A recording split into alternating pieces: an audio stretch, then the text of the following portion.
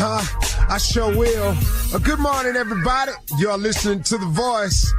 Come on, dig me now. One and only Steve Harvey got a radio show.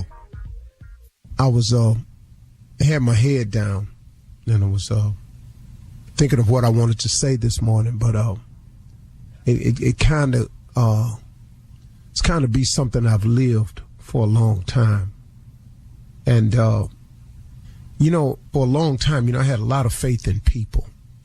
You know, it's strange too, because, my mother was a Sunday school teacher. So of course I grew up around it, knowing, scriptures and things like that. Not a lot of them, but the ones I retained.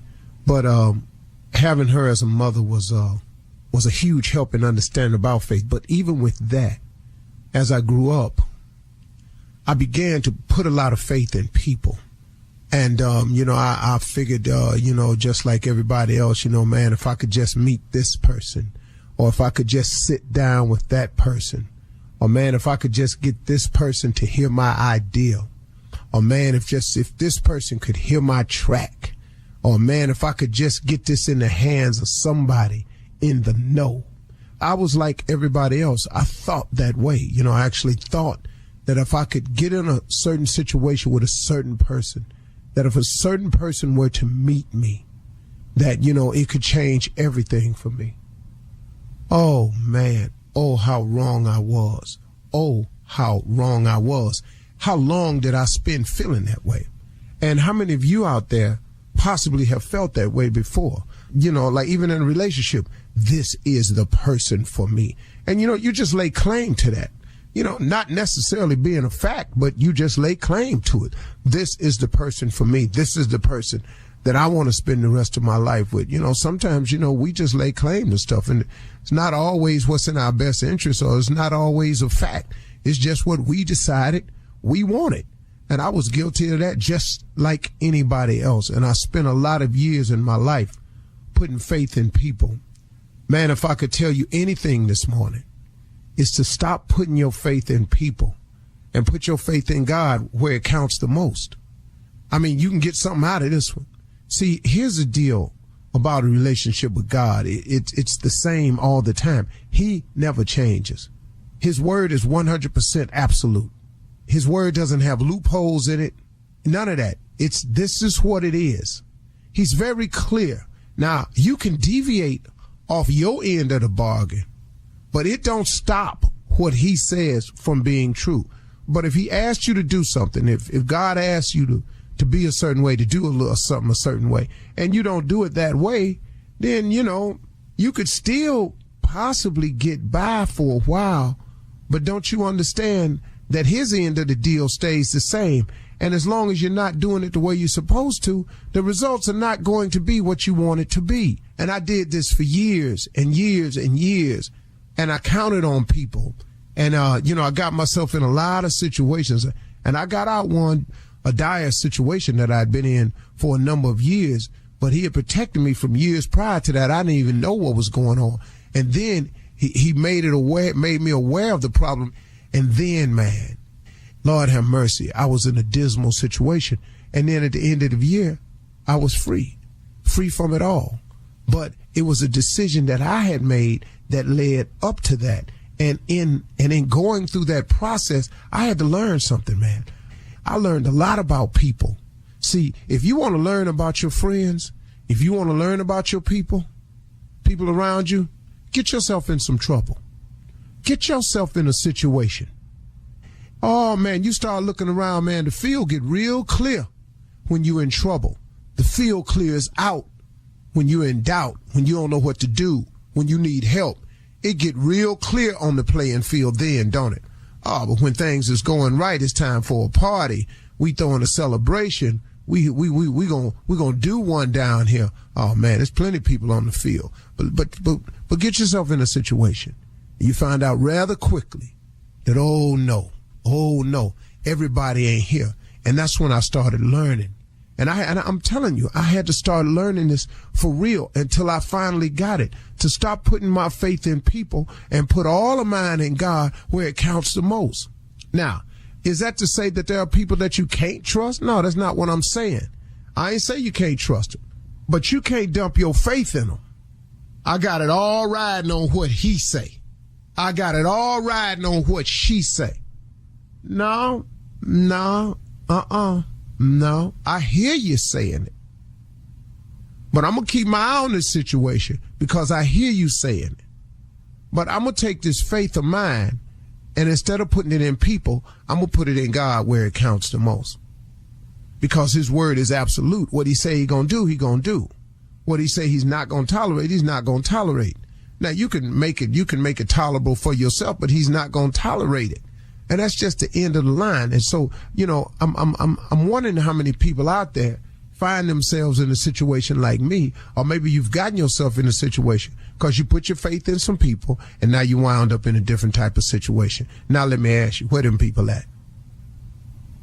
The only one that I found when I was in my deepest trouble, when me and my wife were in our darkest situation, was God. This is the only one. Was the only one who was just right there all the way through. Now, let me explain something to you. Because you have this relationship with God, it does not mean now that it won't still be a situation. You understand? But what he will do is protect you during that period. He'll cover you during that period that it is a situation. He will give you the strength to overcome the situation when it turns into a situation.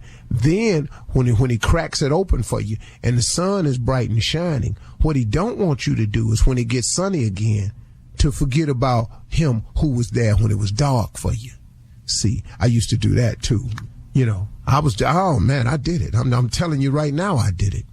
But I'm telling you, man, when I learned a very serious lesson and I watched some people I thought were friends of mine just sort of casually remove themselves from the situation, then I said, okay. Me and Marjorie looked around. We said, okay, it's just me, you, and God. And we started conducting ourselves accordingly. So when it's sunny for us, we remember God. We stay prayerful. We keep talking to him. We thank him for the sunshine. We thank him for the dark days that he allowed us who allowed us to survive it and turn it into sunny days. And we talk to him constantly to protect us of our future enemies. And that's what the deal is. So if I was everybody, I would stop putting your faith in people and put your trust in God, where it really does count the most. It really, really does. You're listening to the Steve Harvey Morning Show. Hi, this is Chelsea Handler. And I'm Catherine Law. We are the hosts of the Dear Chelsea podcast, where we give advice to real-life people. Chelsea, we're going into season 4, which is very exciting. Oh, yes. Sometimes we have celebs on helping us with that advice. Sometimes we have experts. We've had guests like Ross Matthews, Matthew McConaughey, Bob the Drag Queen, Juliana Margulies, psychic mediums, drug czars, all kinds of people. We want everyone to leave the show with a little bit more support than they had coming in, and we encourage people to live their lives truly, fully, honestly, and bravely. We answer questions on anything from drugs to relationships. People talk about their terrible mothers-in-law. And we encourage them to separate from those people. I mean, Chelsea, we've even broken people up. Yes, I take a lot of credit for breaking people up and ending relationships. I am a relationship wrecker. Lots of family drama, lots of relationship drama, yes, and just personal motivation, really. Sometimes people just need a kick in the ass, and that's what I am, a big kick in the ass. Listen to Dear Chelsea on the iHeartRadio app, Apple Podcasts, or wherever you get your podcasts. Ladies and gentlemen, it is upon us, a new day, another moment in time. Today's a new day. But when you look at it like this, though, it ain't nothing but God just doing what he do. Who else can make a brand new day? Tell me, who do that? Nobody. I was having a discussion the other day, and this man came in the room and said, for all of you believers, suppose there is no God. You know what I did? I just walked out the room. Got up and walked out. Yeah. Dog, I ain't got no time for this discussion you finna have. Because you're not finna convince me no other way. I don't know why he thought he was starting it. A lot of people gathered around him, started having this debate. I walked out the room. I'm gone. And you know where I went? Fishing. Hello. Hey, man, I went straight fishing, man. I ain't got time to talk. Well, I don't know what you talking about, man. Go ahead on about your business. Ladies and gentlemen, Steve Harvey Morning Show. Shirley Strawberry, Carla Farrell, the mouth of the South, Mississippi Monica. Government name is Kill Spates, but everybody call him Junior. And the legend that is Nephew Tommy. Ladies and gentlemen, Steve Harvey Morning Show. Hey, Junior. Yes, sir. Dude, what's going on with you today, man? Hey, let me You talk ain't to you. been having no questions lately. You've been making a lot of statements. I'm making another one, Unc. I'm going to tell you. Did you know there's this new thing coming up because we on our way to Easter? I get the kids having an Easter egg hunt, but now they want the adults to have an Easter egg hunt. I'm too old to walk around and be looking for stuff, first of all, Unc. Cause if I go down there and find something, you know what I want to find? I want to find this down payment on this house. That's what I need to go find. I'm not finding no candy. I'm 44 years old. Some of y'all out here, if you're gonna go on the Easter egg hunt, find something that you need in your life, like a committed relationship. You need to go find that in the Easter egg hunt. There's a lot of things in the Easter egg. Find your damn daddy at this Easter egg hunt. What the hell are we out here? Yeah, what the hell we out here looking for candy for? I'm too grown. Send me on no damn Easter egg hunt. You know what? Find something for your arthritis out here in this Easter egg hunt. Too damn old be out here looking for candy. Get something that's gonna work for you in your life. You know what? Find your next car payment at the Easter egg hunt. Everybody run right here. I'm not coming out here for no candy. You know, that's how I like to find this Easter egg hunt. This adult Easter egg hunt, I like to find this damn cure for sickle cell at the damn Easter. I walk around for that. That's what I walk out here for. But I'm not coming out here for no candy. Coming out here. You gonna take it as soon as you find it, Junior? No, right there, right wherever I find it. I don't care. I'm taking it right there. I'm just not doing this. I'm not for this adult Easter egg hunt. It's not. Junior, it's not. Yes, sir. I understand what you're saying. Yeah, you understand? Ask me why I ain't going to the Easter egg hunt. Why you not going to the adult Easter egg hunt? Because I got eggs. And egg money. Eggs. Hell, am I going down there for some eggs? Yeah. And clearly I have some. Absolutely. I'm not doing it. Well, we have learned a lot. What you gonna do with this adult Easter egg? Yeah, I'm not doing all that. Junior's going Walking through, around isn't he? looking for Girl. stuff. All right. Coming up in 32 minutes after the hour. Thank you, Junior. We got the pastor and the deacon with church complaints right after this.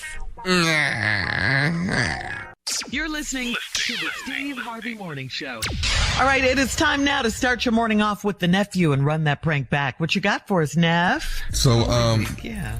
this is Holy Week, and I truly believe that if we're going to keep it as a Holy Week, then we're going to speak about some things that are going on at the church. And this right here is weed in the church van.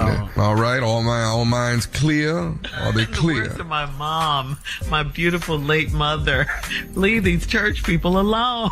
Girl. Mama, you have to understand, Mama, that there are things that have to be pranked about. And this right here is weed in the church van. Now, cat dog, if you would, let's take it there. Let's get to the weed in the van. Let's get to the weed.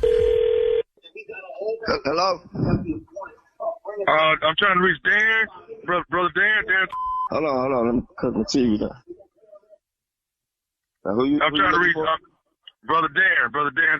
Oh, this is... Okay. Yeah, this is Brother Scott from the church, from Bethel Baptist. Oh, hello, brother. Dan, I call you. I'm trying to get a little information about the church van. What's your schedule? You drive the church van. What's your schedule? I drive it Wednesday, Fridays, and Sundays. Okay, Wednesday, Friday, Sunday. Now, Sunday, what is that schedule? Well, Sunday, I usually start about 8 o'clock in the morning, probably a little earlier, depending on some of the elderly people that I had to go pick up and bring to the church, make sure they get there okay and get situated and make sure they're on time for the service and whatnot. Okay, and then you take them back home after service is over? Yes, I try to get all of them back home unless they got family members or something that come up there and meet them up there and want to take them to dinner or something afterwards. But I usually get everybody back home. Okay. Now, this past Sunday, which is part of the reason why I'm calling you. They saying that some of the church members that was on the van this Sunday, they are complaining, saying that that the church van was smelling like weed when they got on there. Excuse me? They say the church van was smelling like weed when they got on there, and you are the person that was driving them. Oh, no, not the van that I'm driving. I ain't smoke weed in no van. Do you smoke weed? No, I don't smoke weed. I mean, not currently. I mean, I have before, but I don't smoke weed now. And I wouldn't smoke weed before picking some people up to go to no church. Now, where are you getting this from? Who told you this? Well, all I know is what's come down the pipeline is they saying that a couple of the members came complaining saying this just happened last week about this pipeline. I want to know who the pipeline is, because just last week they came at me talking about that I was using the van to go places that I wanted to go to on my personal time. Now, I don't do that. I don't do stuff like that. Now, I done had a past, I done had a history, but I don't do stuff like that, and I wouldn't smoke in no church van. So are you seriously talking? What we're trying to get to the bottom of it and see what's going on with you. Well, which elderly person said it? Do you know which one? I don't know. They love me. Every Sunday, them people tell me they love me. They say I'm one of the most respectful young gentlemen they've ever met in their life. And so I really find it hard to believe that you getting these type of complaints about me. Okay, well, one of them says smell like ooh-wee. I don't know what that means or nothing like that. Look, brother, now, I don't know you too well, and I know you don't know me, but I've been driving this van as a point to try to change my life and where I come from. So this was something that I wanted to volunteer, even though I'm getting paid, to give my time to do this for the church. And now this is like the second instance where y'all done came at me on some stuff about like I'm trying to do something with this van. Now, why would I disrespect the church van by smoking weed in it and then letting the weed stay in there so other people could smell it? Okay, so let me tell you what we're going to do. We're going to go out here to the church van today. We're going to go out here today and open it up. Now, if we see any seeds or anything around the driver's seat, then we're gonna definitely have a finger pointing. You gonna open the van up. Man, I was raised in that church, man. My mama go to that church. My grandma, she go to that church. She the reason we even all at that church. And you think I'm gonna mess up they name by driving around in a van full of elderly people smoking some weed? Then why do it smell like weed, brother Dan? I don't know why the van smell like weed, man. Now, I don't got the answers to these questions. I'm just trying to tell you that it wasn't me. Did you have some weed in your pocket and maybe it was just smelling? I ain't had no weed on me. Stop trying to say like I had weed on me. And you ain't gonna give me nothing. I ain't had no weed on me, okay? Now, you ain't gonna mess up my name or my family's name in this church and disrespect us like this. Now, we've been helping this church for years, and I'm trying to tell you that I ain't riding around in no van smoking no weed with no elderly people. Did you ask any of the elderly people if they had any weed on them? No, we didn't. No, I didn't think about no elderly people having no weed. So you just assume it's me? What, one of them got glaucoma or something? What? You know what? You know who I think the weed belonged to? Who? I think the weed belonged to nephew Tommy from the Steve Harvey Morning Show. What the heck? Man. Damn, you just got pranked. Oh my God. You just got pranked. What is his name? His name is Brother Lawrence. Oh my God. Larry. They call him Larry, but his name is Lawrence. Oh man, I know exactly. Man, tell Larry he in trouble with me. I'm gonna hit him with the van. Oh man. Hey, I got one more thing to ask you, man. What is the baddest, and I mean the baddest, radio show in the land? Man, Steve Harvey Morning Show, man. Y'all got me. Man, go on rest, man. Go on and chill out the rest of the day. I'll try, man. I know I ain't gonna smoke no weed.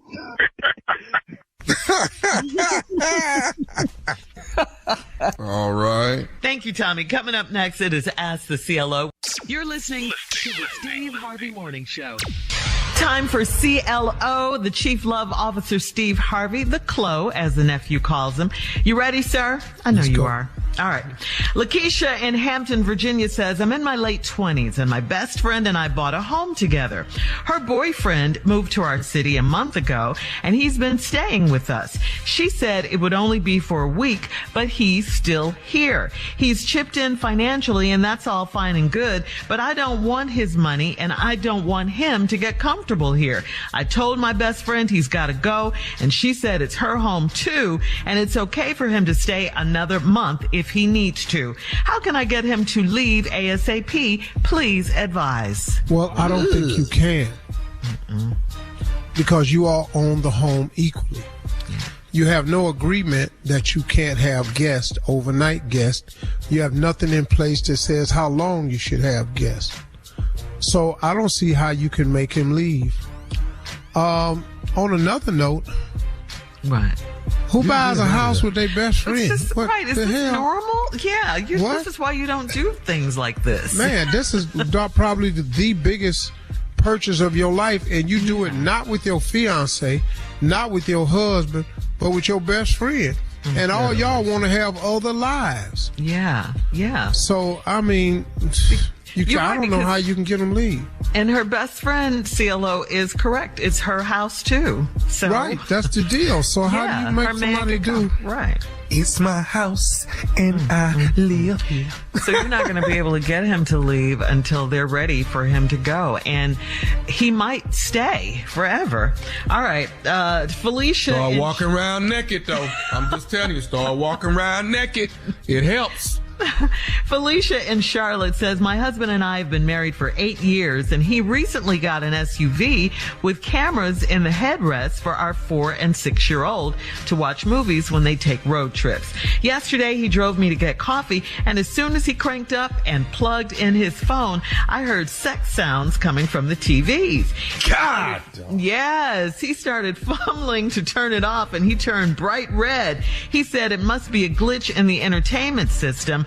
I think he had a woman back there watching porn. Am I jumping to conclusions? Stupid. God, doggies. Wait a minute, but you said it was connected to his phone. Yeah, he plugged it. Yeah, as soon as he cranked up the car and plugged in his phone, she heard the sounds. Well, I mean, that's Bluetooth, I think. I don't know if it has anything to do with him having a woman back there watching porn. No. I'm thinking he's got porn on his phone, and the Bluetooth picked it up and ran it through the system. I mean, because unless you have that stuff downloaded in your car somewhere, I don't see how that can be. It's the Bluetooth is what comes into play to me. I mean, this is terrible because what if the kids were with them? You know what I'm saying? I mean, yeah, I know that, but I mean, the cold thing is, suppose this was a video on it. Right, exactly. See, I don't know. She's a little slow. Well, let me help talking you about was he sitting in the back seat watching porn with another woman? With another woman. What are you talking about? Yeah. He could be back there watching it by himself, or I mean, it didn't have to be. Shut up. But to get on the headsets in the car, it has to come from somewhere. Yeah. So if he was fumbling with his phone, it was the Bluetooth on his phone. All right. So there you have it, man. What's my name? What's my name? Anastasia in Seattle says, we're moving on. I'm a 30-year-old married woman and I love my husband, but I fantasize about his handsome brother. He's 40 with a six-pack, a carved-out back, and muscular thighs. And when my husband and I are intimate, I'm imagining myself in his brother's big old chocolate arms. I've even mumbled his brother's name under my breath once during sex. I watch his workout videos online and I get all tingly. This all started a few weeks ago. Do you think it's just a phase or should I seek counseling? Please help me. What do you want us to do? Is it just a phase or do I need counseling? You need to quit wanting your husband's brother. Lusty. You know, hell, stop watching his damn videos. You setting yourself up. Quit calling his damn name. You know, that ain't your husband. How about that? What do you want? Yeah. This is something you can control for sure. You're right. Ricky. All right, Paula in Boston. We're moving on. Paula in Boston says, I'm 71 and I am back on the dating scene. I've been a widow for 25 years. And I was say that again, Shirley. Okay, she's 71. Her name is Paula. She's out of Boston. 71. She's back on the dating scene. She's been a widow for 25 years and she was casually dating a younger man for the past 2 years. She said we had sex a few times and he stopped calling me. All I'm attracted to are younger men between the ages of 50 and 60, and getting one is not a problem. I don't want to be just a fling for these men. How can I prevent that from happening? That's a younger man, 50 and 60. Why don't you stop being a fling? You a fling because you allow it. You allow yourself to get flung. Your body or your relations or whatever you want to call them at 71 comes with a price. What is this? You have every right. You're too old for this. What you talking about? How you? You've been screwing a dude for 2 years, and then he stopped calling you. What you think was gonna happen? Y'all wasn't in a relationship.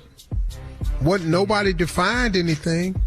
I don't care how old you get. If you can't define the relationship you in, you probably ain't in one. She's 70 though. Now she ain't got about 15 years left. You got to at least have some fun. I mean, that was profound. Say that again, because people what need I to said? hear what you just. Oh, what he said. No, what not what you said.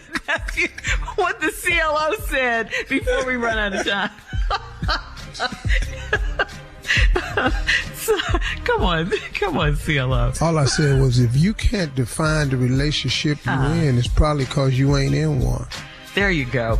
All right, coming up and next. What I said is, if you 70, you ain't got but 15 years left, go on get it in. You're listening to the Steve Harvey Morning Show.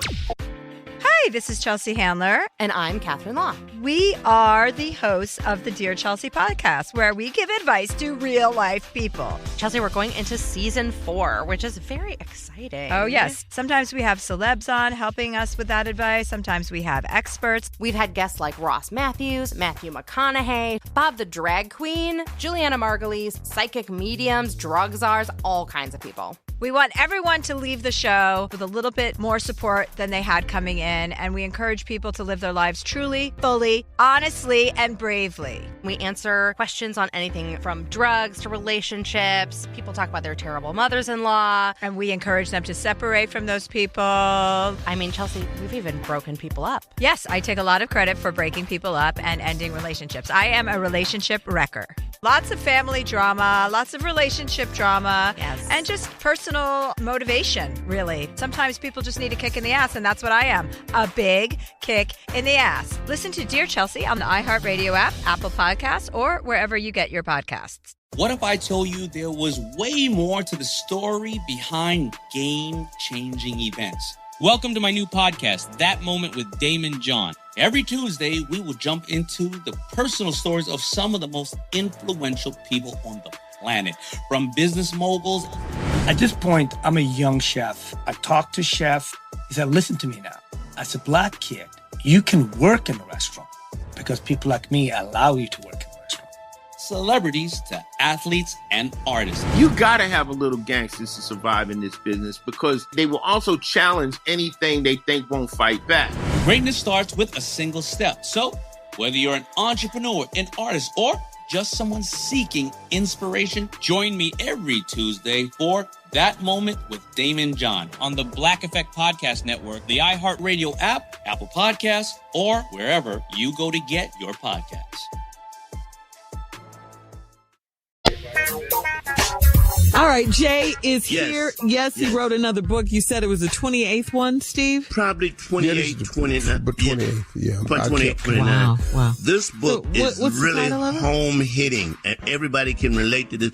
The name of this book is called If You're the Only One in the House Working, Damn It, These Are the Rules. That's the name of the book. Okay. If you're the only one in the house working, you can change the channel don't matter what nobody else is watching. If they say, I'm watching that, you can say, I'm paying for that. So you can change the damn channel. Yeah. That's sad. It's a great feeling. Come on. I'm the only one in the house working my new book, this is chapter 13.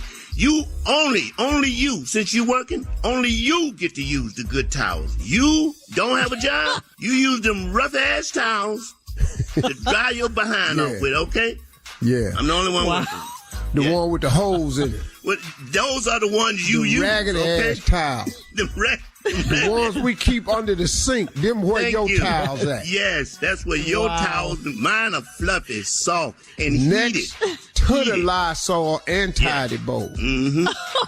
And 2 extra rolls of toilet tissue. Love it. Go ahead, Jay. If you're the only one working in the house, you set the curfew as to when people can come in. I may or may not give you a key, okay? I may or may not.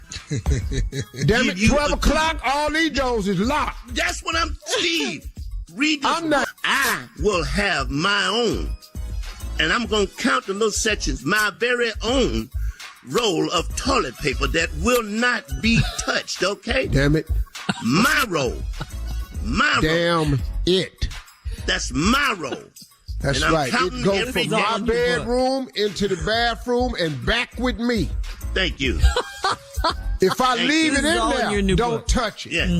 What? I'm counting the squares. That's what them ragged ass towels is for. Use them. Wrench them out and dry them out and hang them up. Yeah. Wrench them. So, Jay, this is all in your new book. My brand new book, if I'm the only one working in this house, these are the rules, damn it. Number 1, here's another chapter, this chapter 16. If I allow you to have a side hustle in that house, meaning you're doing hair, or you're babysitting or a personal trainer, I get a cut. And especially if you're selling weed. Especially if you're selling weed. What's the percent? What percent? 50%. 50. Half of that. Yeah. Of a hairstyle? Half? Yeah. Hey, Jay. Yeah. I like chapter number 32. Oh, which one? I like that, yeah. Name of this chapter is Cause I Said So. That's a good chapter. Oh, that's like your parents. Cause I said so. Anybody ask a question in this damn house, right? Refer to chapter 32. Damn it, cause I said so. Woo! Right. That's it. Man, it's a good ass book. It's another chapter. Chapter 44. Good book. This is a good chapter, Steve. How many chapters in the book? Oh, this is a big book. So about 118. This 40. It says, if I go to bed early, everybody goes to bed early. Okay? I know you're going to turn that damn TV on. No. We all go to bed at this. I don't have to be in the bed hearing you up. Look, what you up for? Because I'm a night person. Well, you ain't got to go to work. No, I go to bed. You go to bed, okay? Go in there and look at the ceiling if you want to, but the TVs go off. Yes. And Lights out. This is a very important chapter. No, I'm going to let you do your last one. But, man, I want to thank you for chapter 64. What you got? Let me see. 64. What's that? When I'm sitting on the toilet, I like the door open. Do not pull it shut. You're kidding me, right? You're kidding me, right? No. What? Chapter 64. No. When I'm sitting on the toilet, I like the door open. I need to see what's happening in my house. Walk past and pull it shut. I need to see what's happening in my house. Yeah. No, you're not shutting nothing. I'm shutting the door if you in there using the bathroom with the door open. Your ass won't be. No, you won't. No, you won't. No, you won't. Your ass ain't working. You won't be there. Yeah, you're not working. You ain't got to miss closing no doors. Yeah. This is the last chapter. You don't pay for those. When I wake up in the morning to go to work, I can make as much damn noise as I want to make. Okay? Don't say a damn thing. Don't be shushing me. Don't shush me. I'm trying to get some sleep. That's when you waking me up. No, what you need to do is get some work. Now, that's what you need to do. But you can't get out this house because you ain't got nowhere else to go, Mr. You keep Tommy. it down when you wake up? No. Hell no. I ain't keeping it down. Well, get Jay's new book if you're the only one working in the house. These are the damn Thank you. This heavy book with 90 chapters in it. All right, coming up next, more of the Steve Harvey Morning Show right after this. You're listening to the Steve Harvey Morning Show. All right, Steve, he's here. Please introduce J. Anthony Brown to J. Anthony Brown. Come on, Jay. In keeping with the vein of Easter, why not do an Easter song? Because it's the day we go crazy with what we have to wear. Hit it. All right, fellas, I know it's Easter time. I know you're laying that stuff out on the bed. Standing back in the drawers saying this up. Wait till they see me in this. Shoes down at the bottom, hat at the top of your suit. Got your shirt up under the suit. You ready? You gon' kill 'em. It's Easter Sunday. I can't believe those awful suits I see. The colors out on ya. Yellow, pink stripe, and Sprite can green, plus coyote gray. Hey, bitch, you got magic one. Bleeding jacket is way too long. All them damn bartend, you know you're wrong. Where you get that plaid coat from? You got on orange socks, but your suit is plum.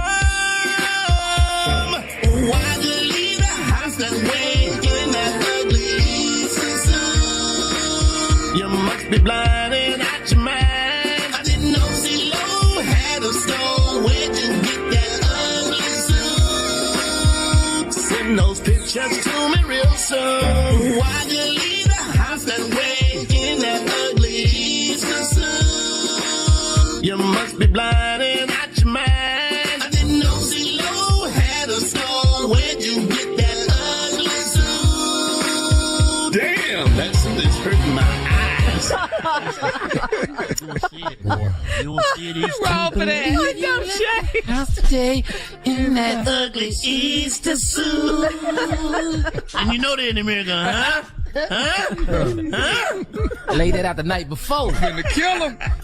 This gonna hurt him on Easter. Boy, I remember one year, man, I got me a white suit. My mama told me, boy, I don't want you to get no white suit. I had paper out. I'm getting a white suit. White suit, I only had one pair of shoes. They was black. So I wanted a black shirt. Couldn't find a black shirt. Bought a white shirt and a box of Rit dye. Tried to dye and it. dyed it. I dyed the shirt. In church, got hot. The dye bleeding out the shirt into the suit. What? Your mother told you. She told you. I'm sitting up in here, man, with this cheap ass shirt I got on. It's sweating.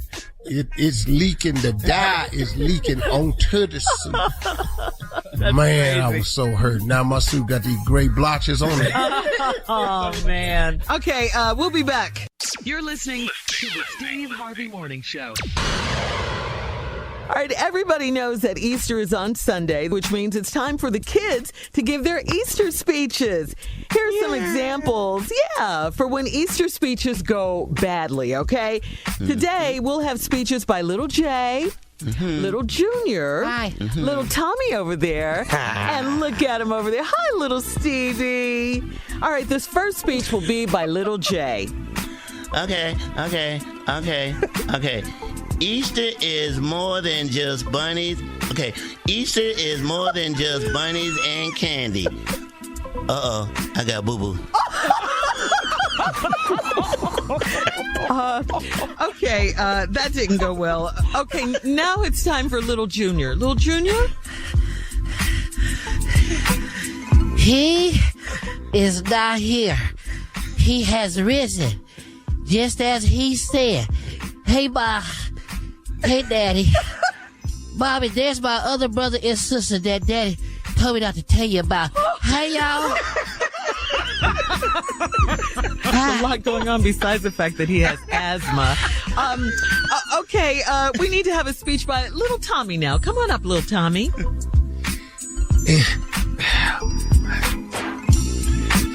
Here come Peter Cottontail, hopping down the bunny trail. Hey, there go Mr. Johnson. Mr. Johnson come over the house every day after Daddy go to work. Hey, Mr. Johnson. Oh, God. Mr. Johnson. You're not waving. Oh, God. Okay, everyone calm down. Now it's time for little Steve. Come on up, little Steve. Oh, jeez. The many years ago on the cross he died. Yes. Hey, Daddy, that's your boss. The one you call the big, fat, stupid bastard. All right. Okay. Okay. Quiet, everyone. Let's get back to little Jay. Come on, little Jay. Your turn. Okay. He died, but on the seventh day he rose. Hey, that's the guy that give Daddy them little packs of sugar. Dope selling dope. Yeah. What in the world? All right, tiny packs that Daddy put in his pocket. Okay. Moving. That's the guy. Hey. Okay. Moving right along with our Easter program. It's time once again for Little Junior. Little Junior. He gave his life for us that we could be. Hey, that's the lady that comes out of the building that has dancers on it. And Daddy always give her money and says, "This is for the baby." Hey, it ain't. Can we ever get through this? Little Tommy, you have your speech ready now? Your One, part? 2, 3. Tall ears, twinkly nose, tiny tail. Hey, Mommy and Dad, that's the lady that's got a little boy that looks just like me and Daddy. Hey. We'll end it right here with little Stevie, okay? Well, we sure ain't gonna end it with this one, cause Easter is a day for dressing up. Hey, Dad, there go the man to give me $5 to stay downstairs to play video games. Hey, Mr. Carter, thanks for the money. They run out here for another $5 next Friday. Okay. Daddy, you don't know him. That's Mr. Carter. And that concludes... Daddy, why you choking Mr. Carter? Happy Easter! Yes, that concludes our Easter program for today, ladies and gentlemen. Thank you, everyone. Come on, boys. My mama fainted.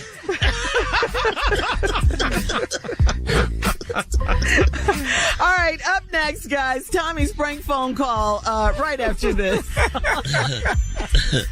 You're listening to the Steve Harvey Morning Show.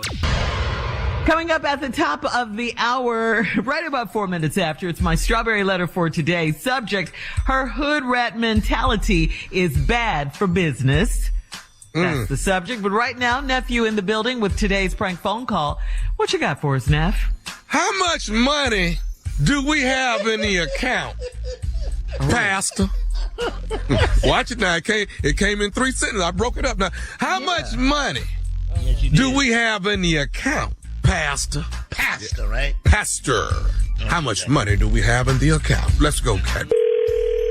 Hello? Hello, I'm trying to reach Pastor Hayes. This is he. Pastor Hayes, how you doing? This is Brother Lonnie Thompson. How you doing? I'm good, brother. And how can I help you today? Pastor, I'm actually one of your members at the church, and I want to just commend you that you're doing a good job the way you are displaying safety. Let me say that first and foremost. Okay, cool. Thank you. You know, we just want everybody to be safe and healthy. And your name again? Brother Lonnie Thompson. Okay, and Brother Thompson, I'm kind of about to be in the middle of dinner. How can I help you, brother? Well, here's what I wanted to ask you, man. Pastor, I want to ask you this. I know you know a lot of people are going through different things, and people are, trying to make sure they keep food and stuff in the house because, time like this, you kind of want to stay put but you want to make sure you got enough food and water and things like that. So, but what my reason for calling you is I wanted to ask you how much money do we have in the account? Come again? The church account. How much money do we have in there? Brother, what do you say your name was again, brother? My name is Brother Lonnie Thompson. Okay, Brother Thompson, how did you get my personal cell phone number to be calling me at home this time of day? Well, I got this number from one of the brothers at the church. What brother at the church? 'Cause they know not to give my personal number out to people I don't know. Are you a member? I'm a member though. I'm a member. Okay. Well, how long you been a member? Because I've been pastor of this church for 10 years, and your name ain't familiar to me. How long you been a member at my church? I've been a member probably going on 3 years now, but I ain't been since that day I joined. I kind of got caught out there. You know how it go. But wait. So you've been a member of my church 2 or 3 years. You ain't been to the church in 2 to 3 years. Are you calling me to ask me about finances of my church? I understand what you're looking for. Well, I am a member, so I mean, don't I have the right to know what we got in the account? No, actually, you don't. You don't have the right to that question if you don't actively come to the church. You can't come to the church, sign up for church, and then call me 3 years later asking me what we got going on at church. So I need to understand, what is your purpose? What do you? Well, like I say, everybody going through hard times. I'm trying to see what we got in there. Because, I need to pick up a few things from the store. I don't have the money right now, but shouldn't I be able to lean on my church, though? You can lean on it. We've done a lot of stuff in the community. We've been feeding the elderly. We got a food bank. We've been cash apping people some money that when we can. But you ain't been at this church in 3 years. You can't call me after 3 years and think I'm about to give you some money for something. I don't even know if you're a real member. I'm a real member. So hold on, Pastor. Hold on. No, you hold on. Boy, look here. I'm trying to sit down and have dinner with my family. You sitting here on my last nerve. Look here, Brother Thompson. I don't know you. I ain't never heard of you. You am not about to call here and try to get some money out of me, and you ain't even a member of the church. You can't. I am a member of the church. Because you come to the church one time and you ain't been back in 3 years, and you come to me for some money. I am a member. Gave your mama. You are not a member of this church, sir. I am a member of the church. Look. Let me tell you something. I know this ain't no. No, Mr. Thompson. Let me tell you what. You can't join my church 2 or 3 years ago and call me 3 years later, get my number from somebody and ask me for money because you're going through hard times. Now, if you was a true member of the church, you'll understand how we work and how we give money to people that's struggling. I just delivered 40 meals today to our elderly, Last week we cashed out people money to go pick up groceries. Apparently, well, do you need my cash app then? Do you need my cash? Boy, you gonna make me cuss. You ain't even tithing. So how you not tithing and think you? I told you I had fell on bad times. Didn't I say I fell on bad times? You fell on bad times for 3 years. Hey, it takes longer for some people, okay? Why are you judging me in opposed to trying to figure out how to cash app me because so I can get on? You're not a member of my church. I don't know if you some scam artist trying to get money from the church, sir. I have never met you. I don't know you. Matter of fact, I'm about to call up the deacons to see who you are and why they would give my number to some boy to call me and ask me for some money. Hey, let me say this to you. If you don't cash app me, then I'm finna let all the members, I know our church ain't no mega church. We got 300-400 members. I already know. So, but I would let every member know that you're not cash apping me to help me in a time of need. I will do that. Hey, Brother Thompson, you can let them know. You can Facebook it, Instagram it. You can put it on that TikTok and tag me in it. I ain't giving you a dime. I don't know you. I ain't never heard of you. Matter of fact, you need to get off my phone. I got dinner with my wife about to go on, man, and I ain't got time to be going back and forth with you. I need to know who gave you my number so I can call them up and tell them, don't be giving my number out to some stranger who ain't been to our church in 2 to 3 years and gonna ask me for some money, some cash out. Boy, if you don't get off this phone, who gave you my number? Okay, so let me ask you something. So Deacon Marvin Dillard? I know Deacon Marvin. Yeah, what about him? Do you know he listens to the radio every morning? Yeah. He's listening to the Steve Harvey Morning Show. Pastor Hayes, you just got pranked by your boy, Deacon Marvin. Boy, see, and that's why Deacon Marvin about to get kicked off the board. Boy, you got me out here in my yard yelling. My neighbors looking at me like I'm crazy. They know I'm a pastor on the block. Boy, you almost made me cuss. You can't be doing that during this time, man. Pastor, you all right, man? Man, I'm good, man. I'm good. Baby, everything good. My wife done came out here, boy, and you don't want her to set it off. You don't want the first lady to go off. Okay. Man.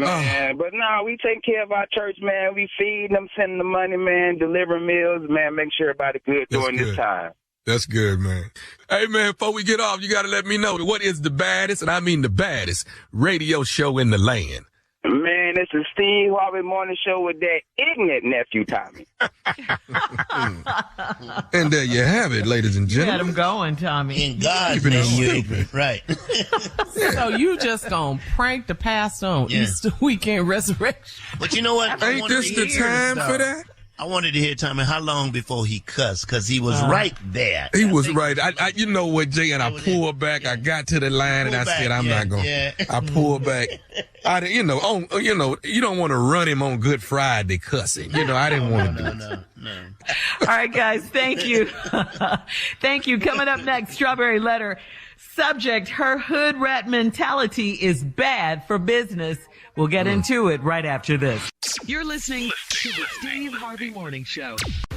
Hi, this is Chelsea Handler. And I'm Catherine Law. We are the hosts of the Dear Chelsea podcast, where we give advice to real life people. Chelsea, we're going into season 4, which is very exciting. Oh, yes. Sometimes we have celebs on helping us with that advice. Sometimes we have experts. We've had guests like Ross Matthews, Matthew McConaughey, Bob the Drag Queen, Juliana Margulies, psychic mediums, drug czars, all kinds of people. We want everyone to leave the show with a little bit more support than they had coming in, and we encourage people to live their lives truly, fully, honestly, and bravely. We answer questions on anything from drugs to relationships. People talk about their terrible mothers-in-law. And we encourage them to separate from those people. I mean, Chelsea, we've even broken people up. Yes, I take a lot of credit for breaking people up and ending relationships. I am a relationship wrecker. Lots of family drama, lots of relationship drama, and just personal motivation, really. Sometimes people just need a kick in the ass, and that's what I am, a big kick in the ass. Listen to Dear Chelsea on the iHeartRadio app, Apple Podcasts, or wherever you get your podcasts. What if I told you there was way more to the story behind game-changing events? Welcome to my new podcast, That Moment with Damon John. Every Tuesday, we will jump into the personal stories of some of the most influential people on the planet, from business moguls. At this point, I'm a young chef. I talked to chef. He said, listen to me now. As a black kid, you can work in a restaurant because people like me allow you to work in a restaurant. Celebrities to athletes and artists. You gotta have a little gangsters to survive in this business because they will also challenge anything they think won't fight back. Greatness starts with a single step. So, whether you're an entrepreneur, an artist, or just someone seeking inspiration, join me every Tuesday for That Moment with Damon John on the Black Effect Podcast Network, the iHeartRadio app, Apple Podcasts, or wherever you go to get your podcasts. All right, guys, time now for today's Strawberry Letter. And listen, if you need advice on relationships, dating, work, sex, parenting, and more, please submit your Strawberry Letter to steveharveyfm.com and click Submit Strawberry Letter. We could be reading your letter live on the air, just like we're going to read this one. Hear that, Jay? Right here, right now. Pop it, pop it, pop it. Buckle up and hold on tight. We got it for you. Here it is, the Strawberry Letter. Thank you, nephew. Subject, her hood rat mentality is bad for business. Dear Steve and Shirley, I'm a married man, but I have not been happily married in a while. I have no intention of leaving my wife, and I'm not a cheater. I own a small bar downtown, and my best employee is also my worst employee. She's been with me for so long that I've overlooked her raunchy behavior for years. She is a hood rat, and I knew that when I hired her as a bartender. This was supposed to be a part-time job, but now it's the only job she has because she is loud and unprofessional. She is 53 years old, but she has a body like Cardi B, and she's gorgeous. She wears her stomach out with short shorts and heels, so my male customers love her. Recently, I had to temporarily lay her off because of the pandemic. I offered to give her $1,000 to help her out while she was not working. She asked me what she had to do for the extra money. I was confused at first, and then I figured it out. She told me that nothing is free, and she has been working her side hustle for a while, right out of my bar. Several of my married customers give her money and gifts in exchange for a good time. She told me that she knows I'm not happy at home and I haven't had sex in a while. So she could help me out. I wanted to lay her across that bar right then and there and do her. But I have my dignity, and a woman like that is nothing but trouble. I told her she can't be tricking out of my bar, and she told me whatever she does in her spare time is her business. She's valuable for my business, but she can't keep tricking with my customers. Should I talk to the guys or fire her?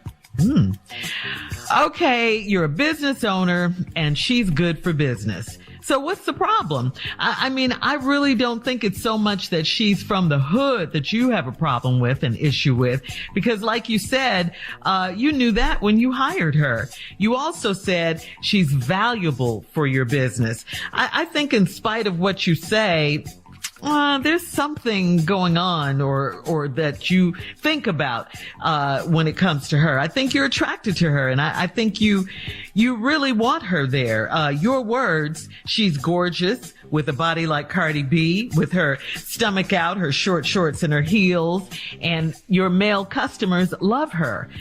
That's business for you. You know, they're in there, they come to see her, they're spending money, you know, they spend money when they come, so that helps your business. So when you laid her off and she offered to pay you back for your generous $1,000, you said you wanted to take her up on it and throw her across, do her right there on the bar. But you're smart and you didn't. You have dignity. You didn't do it. You said because a woman like that is nothing but trouble.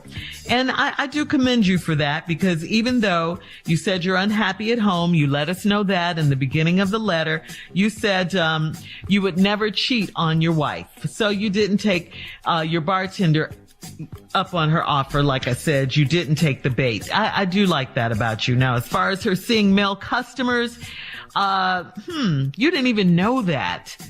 That's how good she is. You didn't even know that. Okay, but you know it now. I don't know how you're going to get her to stop doing that, because what she does in her home is her business. I just say watch her and, you know, make sure it doesn't get out of hand and get crazy, because you definitely don't want to lose your business if it does. Should you fire her? Why would you fire someone that's good for business? I mean, you know, you're the business owner and it's about business. So why would you do that? Should you talk to the guys? I don't know what that's going to do. They're going to leave probably if you talk to them. So you do have a dilemma on your hands, but firing her and talking to the guys, I don't think that's the way. Steve? I am completely stunned at your answer. Something's going on with you, Shirley. This is not the Shirley Strawberry I've known for 20 years. I don't know where this damn answer came from. Okay. I don't know who helped you with this strawberry letter, but this don't sound like no damn Shirley Strawberry talking right here. I don't know who got hold of this letter and changed your answer, but I am surprised. This is all me. I don't understand why you even wrote, bruh. I really don't. I have no idea how old you are, but you've got to be a fully grown ass man. So, because the girl is 53 years old.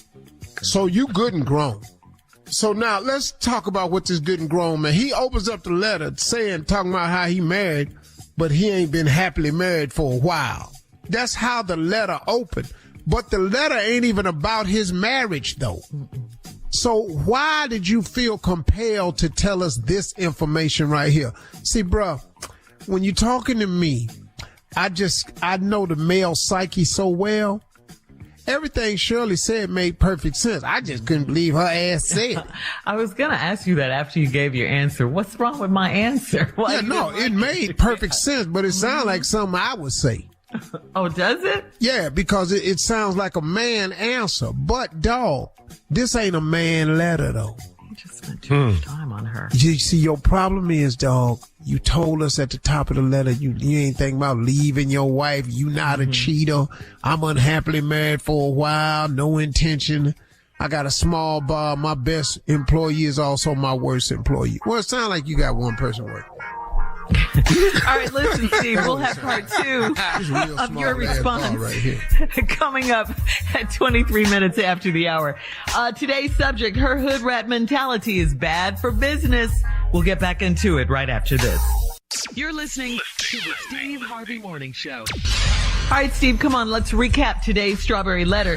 Her hood rat mentality is bad for business. Yeah, this married dude that's been telling us he unhappy. He a grown man, so I know he good and grown, but he's married. He ain't been happy for a while. No intention of leaving my wife. I'm not a cheater. If the letter isn't about you being happy or a cheater, why did you have to mention that at the beginning? Bruh, something's amiss here, and I think I'm going to find out what it is. You're on a small bar, and your best employee is also your worst employee. Now, before we left, I said, well, it sounded to me like you got one employee. Now, she has been with me so long, which ages him too, that I've overlooked her raunchy behavior for years. So she's a hood rat, and I knew that when I hired her as a bartender. Excuse me. Brother, I'm not following you here. I've overlooked her raunchy behavior for years. She's a hood rat, and I knew that when I hired her as a bartender. If you knew she was a hood rat when you hired her as a bartender, when did you start overlooking the raunchy behavior? At the interview with the banging Cardi B body? See, is that when you overlooked the raunchy behavior? Because you knew you wanted her to be standing behind that bar because it would draw your customers? Come on, bro. You talking to another grown man now. This is supposed to be a part-time job, but now it's the only job she has because she's loud and unprofessional. Well, if we keep reading this letter, this ain't the only job she got. See, she didn't turn a part-time job into a full-time job, partner. She's 53 years old, but she got a body like Cardi B, and she's gorgeous. Excuse me, that's why you hired the hood rat, dog. In the beginning, that's why you overlooked raunchy behavior because of how she looked. You a man. She wear her stomach out. Well, with short shorts and heels. Okay. You ain't saying nothing about that. So my male customers love her. And so does the dude that hired her that's been unhappily married for a long time. That you're not a cheater and you have no intentions of leaving your wife. Why that's even in the letter. You explaining yourself as you go. Recently, my male customers love her. Recently, I had to temporarily lay her off because of the pandemic. I offered to give her $1,000 to help her out while she was not working. She asked me what she had to do for the extra money. I was confused at first, then I figured it out. She told me ain't nothing free, and she been working her side hustle for a while, right out of my bar. Several of my married customers give her money and gifts in exchange for a good time. That's why I thought Shirley would be just through with her, but oh no. All of a sudden she hood. She told me that she knows I'm not happy at home and I haven't had sex in a while, so she can help me out. I wanted to lay her across that bar right there and do her, you know what I'm saying? Now, here's where which was true, but I have my dignity. Right. Okay. We all have that, bruh. All of us have that. And a woman like that is nothing but trouble. She been working for you for years. She ain't been no trouble up until now. Matter of fact, she probably the real reason your bar's still open. So now, I told her she can't be tricking out of my bar. She told me whatever she does in her spare time is her business. That's a hood rat comment. That's a business comment. I've heard people say that. in business meetings before. She's valuable for my business, but she can't keep tricking with my customers. Should I talk to the guys or fire her? Let me ask you a question, bro. What exactly will you say to the guys? Or should I fire her? Fire her. What should you talk to the guys about? Yeah, what do you say? What are you going to ask them? Excuse me, man. Yeah. Are you sleeping with her? Yeah. Yeah. Wait a minute, hold it, man. Yes, I am. Why you doing that? She my bartender. Oh, okay. Well, she ain't my bartender. Yeah, but hold up, but hold up though, man. I'm telling you, she my bartender, and I'm asking y'all, man, could y'all stop hitting on her and giving this extra money so she could just, be my bartender? I got a bar at home. Well, can I just say this? The only reason I come here is for her, because I damn sure ain't coming here to look at she fix drinks and she fix everything else. So I don't know what you do. I mean, why we not gonna come? So now back to the letter. I'm asking the audience, now that you've heard from several men who have potential customer wrote all over them, what would I say to these guys? Or fire her. Fire her, dog. Fire her. Your bar closed cause of the pandemic. Now, she thought that the $1,000 meant she had to do something. Cause that's what the $1,000 do every other time. Yeah, it do. But the cold part was you thought about it. Now, what your real question is, should I fire her? Cause if I bring her back in here, I'm gonna do her. That's the question right there. Don't write me no more like this, though. Post your comments on today's Strawberry Letter at Steve Harvey FM on Instagram and Facebook. Please don't forget to check out the Strawberry Letter podcast on demand. You're listening to the Steve Harvey Morning Show. All right, so Steve is here, of course, with things you'll see on Easter Sunday. I've been going to church a lot of years on Easter, and it's the most fascinating time for me. Because you see stuff at the church that you really shouldn't see. No, really? Like people in lime green that should not be in lime green. You're wrong for this. I mean, it's shocking. A little bit of lime goes a long way. Yeah. Just a little bit. Not a lot. You got that little baby, beautiful black baby, walking around with that Day-Glow lemon yellow dress on. Day-Glow lemon yellow. Yeah. You're going to see colors that you did not know existed. I mean, what is that, purplish? What? What is that, purplish? That's orange and purple. Colors. Yeah, that's when you be going, what is that? That's orangutan. What? Orangutan. You just don't know what's going on. You gonna see little boys with knickers on because they mama thought it was cute. Yeah. And no boy can't go around the rest of them boys. What your punk ass doing with them pants on? Why your pants to your What is you? You a pilgrim?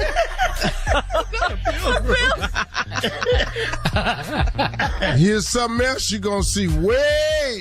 Way too many barrettes in this baby's head. Oh, I've seen that. It's just way too many damn barrettes in this baby head. Baby walking around just clapping. Her head heavy. She crying. She got a headache. Here's something you gonna see at somebody's house. What? That's just too much damn pineapple on that head. Oh, yeah. Shouldn't have been here with all this damn pineapple. Where the ham, man? You can't see the ham. Trying to disguise this dry ass ham.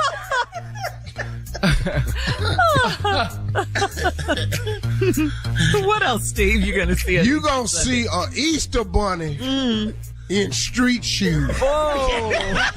You gonna have, because in the hood you don't have the money for the feet too. Yeah, you don't have the bunny feet For the entire outfit. He just up in here with some black Tom McCann street shoes on. He got some Flotiums on. New Balance.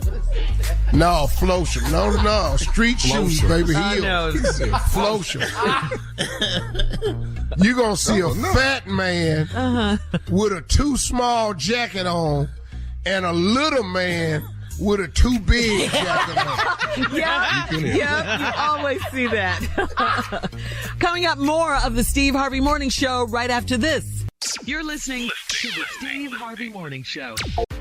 Hi, this is Chelsea Handler. And I'm Catherine Law. We are the hosts of the Dear Chelsea podcast, where we give advice to real life people. Chelsea, we're going into season 4, which is very exciting. Oh, yes. Sometimes we have celebs on helping us with that advice. Sometimes we have experts. We've had guests like Ross Matthews, Matthew McConaughey, Bob the Drag Queen, Juliana Margulies, psychic mediums, drug czars, all kinds of people. We want everyone to leave the show with a little bit more support than they had coming in, and we encourage people to live their lives truly, fully, honestly, and bravely. We answer questions on anything from drugs to relationships. People talk about their terrible mothers-in-law. And we encourage them to separate from those people. I mean, Chelsea, we've even broken people up. Yes, I take a lot of credit for breaking people up and ending relationships. I am a relationship wrecker.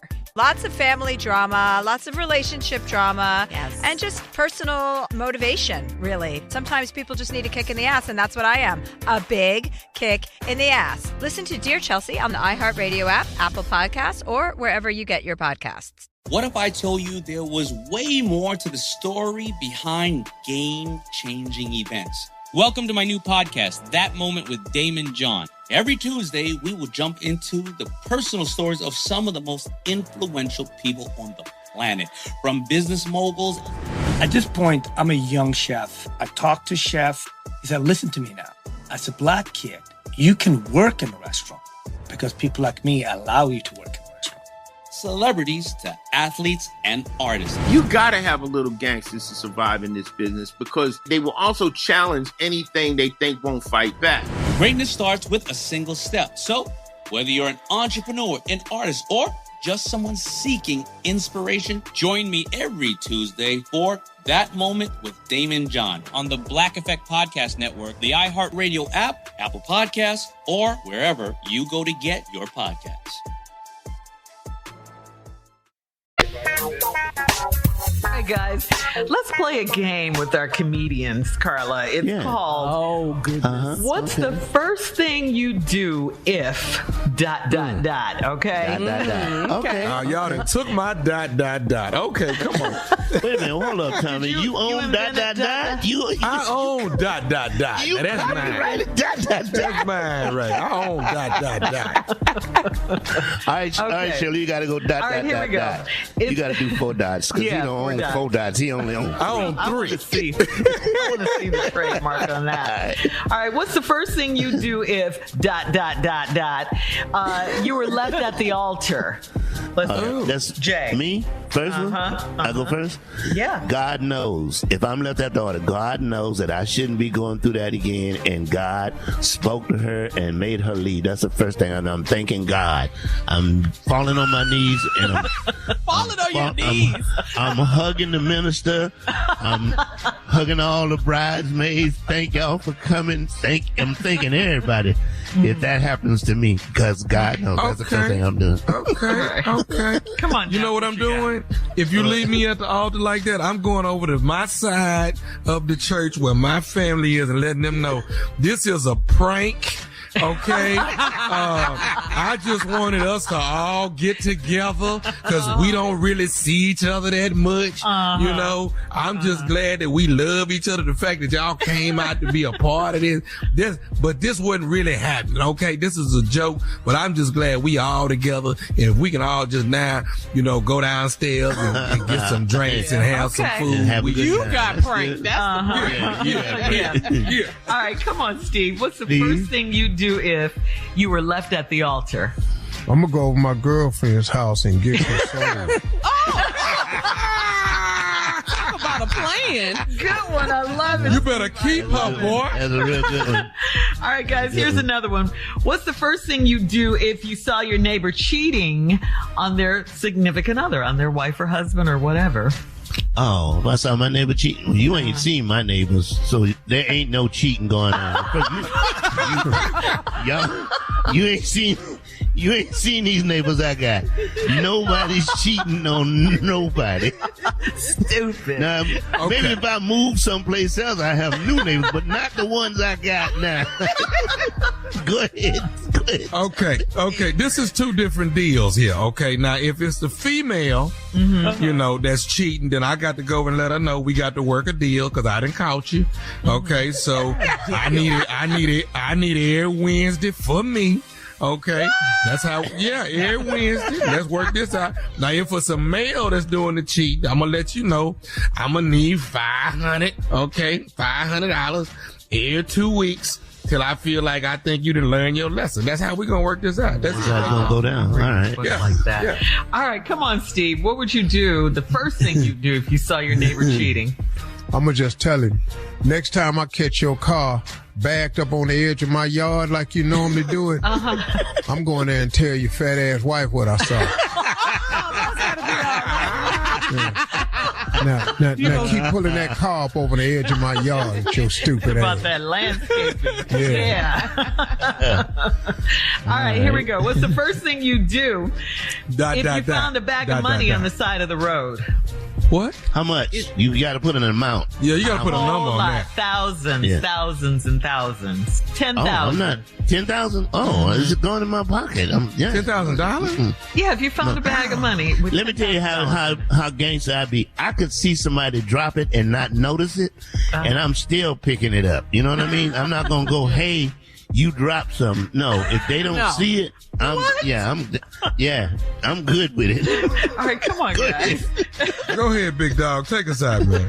Take it. No, that's it. Ain't but one answer. Because I'm just trying to tell you, for 10 grand, I ain't gonna lie, I get shot right in front of my whole family. I ain't lying. For 10 grand. with some Hollywood bullets. All right. Thank you, guys.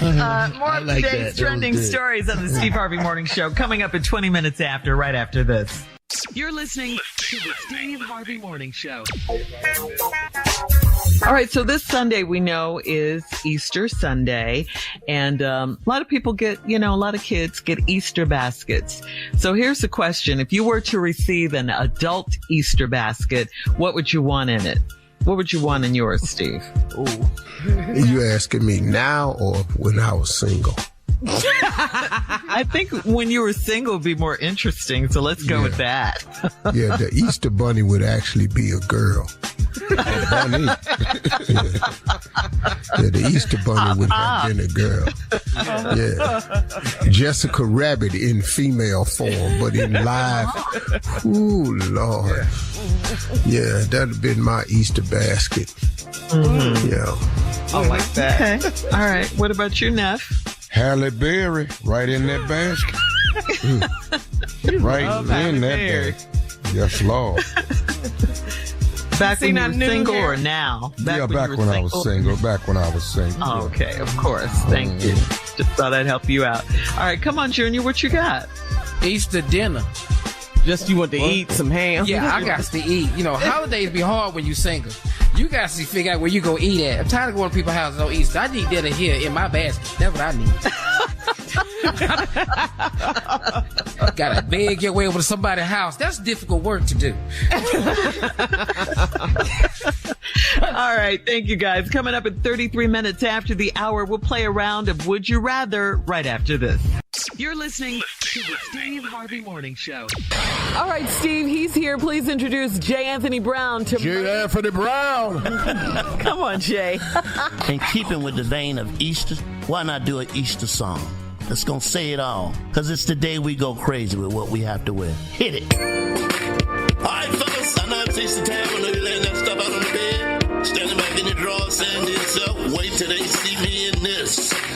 Shoes down at the bottom, hat at the top of your suit. Got your shirt up under the suit. You ready? You gonna kill 'em. It's Easter Sunday. I can't believe those awful suits I see. The colors out on ya. Yellow, pinstripe, and Sprite can green, plus coyote gray. Hey, bitch, the magic one. That bleeding jacket is way too long.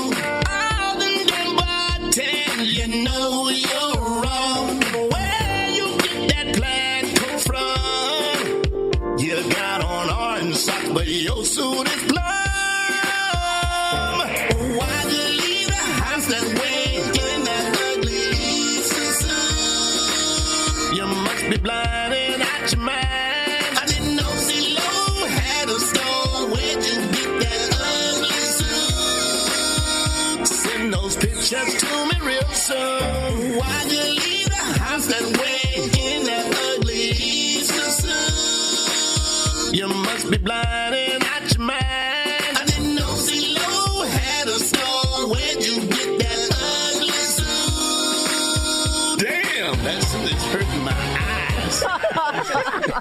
You won't see it, boy. You won't see it Easter. Wrong for that. No shade. How's the day in that ugly Easter suit? And you know they're in America, huh? Huh? Laid it out the night before. Gonna kill him. Just gonna hurt him on Easter. Boy, I remember one year, man, I got me a white suit. My mama told me, boy, I don't want you to get no white suit. I had paper out. I'm getting a white suit. White suit, I only had one pair of shoes. They was black. So I wanted a black shirt. Couldn't find a black shirt. Bought a white shirt and a box of Rit dye. Tried to dye. And dyed it. I dyed the shirt. In church, got hot. The dye bleeding out the shirt into the suit. What? Your mother told you. She told you. I'm sitting up in here, man, with this cheap ass shirt I got. It's sweating. It's leaking. The dye is leaking onto the suit. Man, crazy. I was so hurt. Now my suit got these gray blotches on it. Oh, man. And you know, this is way before camouflage. I could not play at all. It's all going down Easter. You're absolutely right. Mm-hmm. All right, Steve, coming up, closing remarks right after this. You're listening to the Steve Harvey Morning Show. Hi, this is Chelsea Handler. And I'm Catherine Law. We are the hosts of the Dear Chelsea podcast, where we give advice to real life people. Chelsea, we're going into season 4, which is very exciting. Oh, yes. Sometimes we have celebs on helping us with that advice. Sometimes we have experts. We've had guests like Ross Matthews, Matthew McConaughey, Bob the Drag Queen, Juliana Margulies, psychic mediums, drug czars, all kinds of people. We want everyone to leave the show with a little bit more support than they had coming in, and we encourage people to live their lives truly, fully, honestly, and bravely. We answer questions on anything from drugs to relationships. People talk about their terrible mothers-in-law. And we encourage them to separate from those people. I mean, Chelsea, we've even broken people up. Yes, I take a lot of credit for breaking people up and ending relationships. I am a relationship wrecker. Lots of family drama, lots of relationship drama, yes, and just personal motivation, really. Sometimes people just need a kick in the ass, and that's what I am, a big kick in the ass. Listen to Dear Chelsea on the iHeart Radio app, Apple Podcasts, or wherever you get your podcasts. All right, Steve, here we are, last break of the day, and we're looking for some closing remarks from you, our leader, our fearless leader.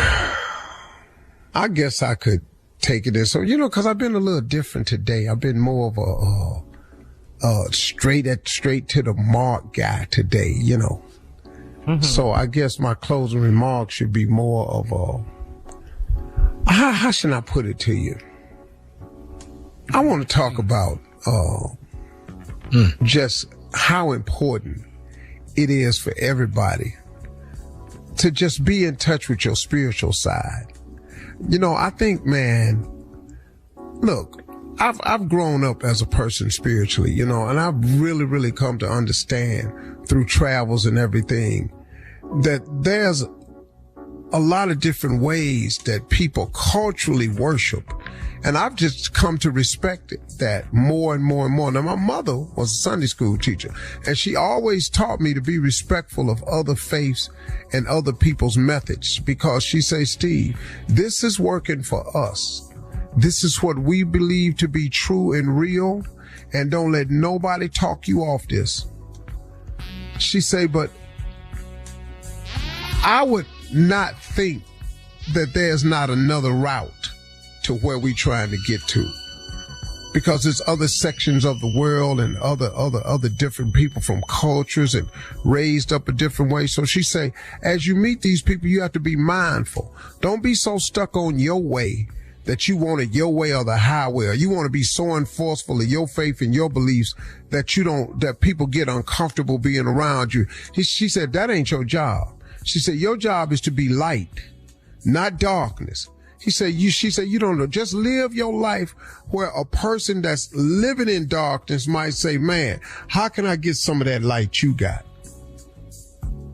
As opposed to walking around passing judgment, talking about, I see you over there in that dark. This is the light right here. She said, that ain't how you do it. Just be a light. And so I've always kind of managed to kind of navigate myself through their world like that, because I got friends that's Jewish friends I have, Muslim friends. I have friends, man, all around the world, man, that are some beautiful people, man. I'm talking about kind, live by the same morals, got the same values I got. They love family. They love peace. They love God. They leave joy. They love sharing. They love light. They love hope. They love kindness. They do unto others as they would have them do unto you, all of that. And so I become comfortable with it. But I think everybody that hears me should just get in touch with your spiritual side. In 2021, make a commitment to get a little closer to God, because God is so necessary, man. I just don't know how you make it without him. I really don't. Oh, now don't get me wrong. I'm human. I've attempted it before. I've spent spans in my life not talking to God, not praying, not confiding in him. And, because of his grace and mercy, he allowed me to survive those moments because he loved me. And he knew I knew better. And you might be that person that's going through that too. You might be that person that really knows that there is a God and was really raised up by your grandmother or your mother, and you just slid off to the left or to the right and were just doing your thing.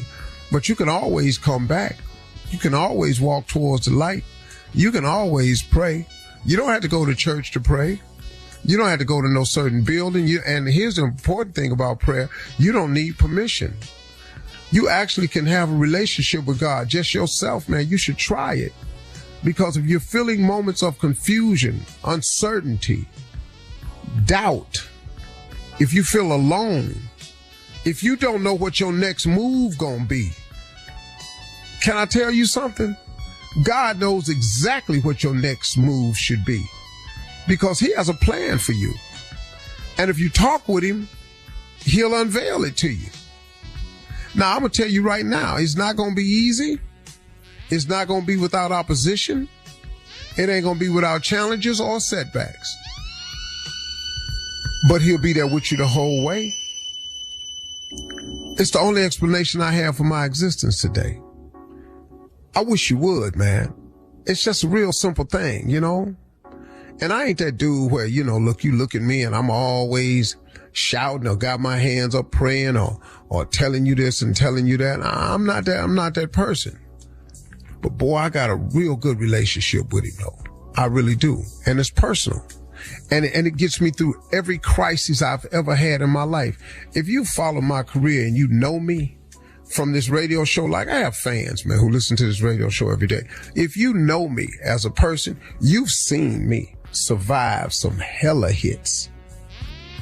You've seen them come for me.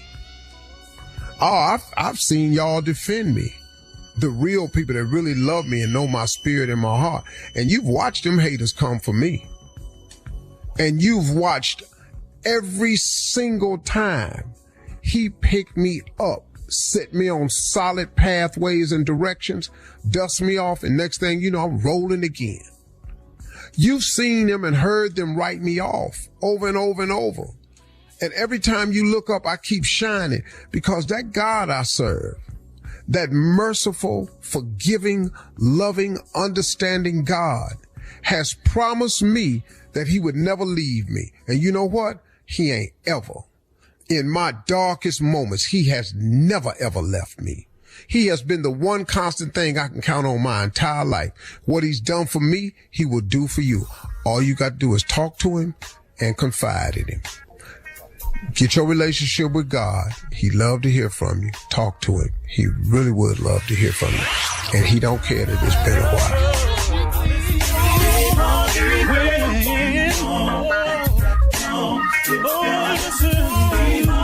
For all All Steve Harvey contests, no purchase necessary, void where prohibited. Participants must be legal U.S. residents at least 18 years old unless otherwise stated. For complete contest rules, visit SteveHarveyFM.com. You're listening to the Steve Harvey Morning Show. On Queen Charlotte, the official podcast, we're stepping behind the scenes and the drawing boards of this team to experience the life breathed into the Bridgerton prequel. Listen to the leaps executive producer and series director Tom Verica took to capture the feeling that puts that lump in your throat. And you've got to catch creator Shonda Rhimes. She's dropping gems, diamonds, and mics. You can listen to Queen Charlotte, the official podcast, every Thursday on the iHeartRadio app, Apple Podcasts, or anywhere you listen to your favorite shows.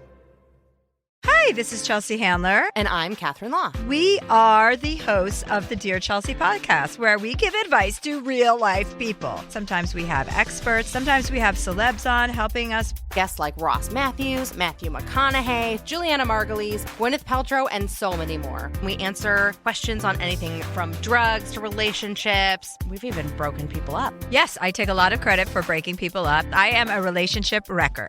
And just motivation. Sometimes people just need a kick in the ass, and that's what I am. And we encourage people to live their lives truly, fully, and bravely. Listen to Dear Chelsea on the iHeartRadio app, Apple Podcasts, or wherever you get your podcasts.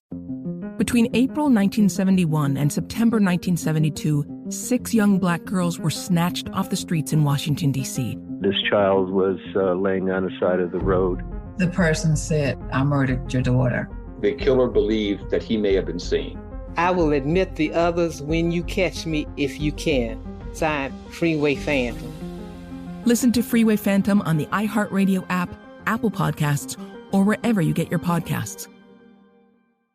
Hi, I'm Dani Shapiro, host of the hit podcast Family Secrets. Each episode explores a long-held family secret that has finally come to light. Find out what keeps millions of people tuning in to hear astonishing stories about the secrets that are kept from us, the secrets we keep from others, and yes, even the secrets that we keep from ourselves. I hope you'll join me and my extraordinary guests for this new season of Family Secrets. Listen to Season 8 of Family Secrets on the iHeartRadio app, Apple Podcasts, or wherever you get your podcasts.